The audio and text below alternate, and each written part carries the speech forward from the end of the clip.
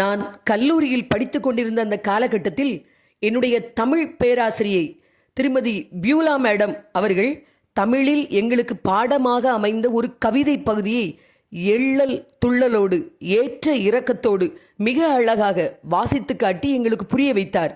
இன்றைய காலகட்டத்தில் கோவிலுக்கு அல்லது ஆலயத்துக்கு போவதென்பது பொழுதுபோக்காகவும் தன்னுடைய ஆடை அலங்கார அந்தஸ்தை காட்ட வேண்டும் என்ற இடமாகவும் மாறிப்போன இந்த காலகட்டத்தில் அந்த கவிதை ஏனோ எனக்கு இன்று ஞாபகத்தில் வந்தது. தங்க நகை, வெள்ளி நகை, ரத்தினம் இழைத்த நகை தையலர்கள் அணியாமலும் விலை குறைந்த ஆடைகள் அணிந்துமே கோவில் வர வேண்டுமென்று பாதிரியார் விடுத்த ஒரு செய்தியால் கோவிலை விஷமென்று வெறுத்தார்கள் பெண்கள், புருஷர். நிலை கண்ட பாதிரியார் பின் கை, காது, மூக்கு, செவி, உதடு, கழுத்து நிறைய நகை போடலாம், கோவிலில் முகம் பார்க்க நிலை கண்ணாடியும் உண்டென்று இலை போட்டு அழைத்ததும் நகை போட்ட பக்தர்கள் எல்லோரும் வந்து சேர்ந்தனர். இயேசுநாதர் மட்டும் அங்கு வரவே இல்லை. மிக அழகான ஒரு கவிதை.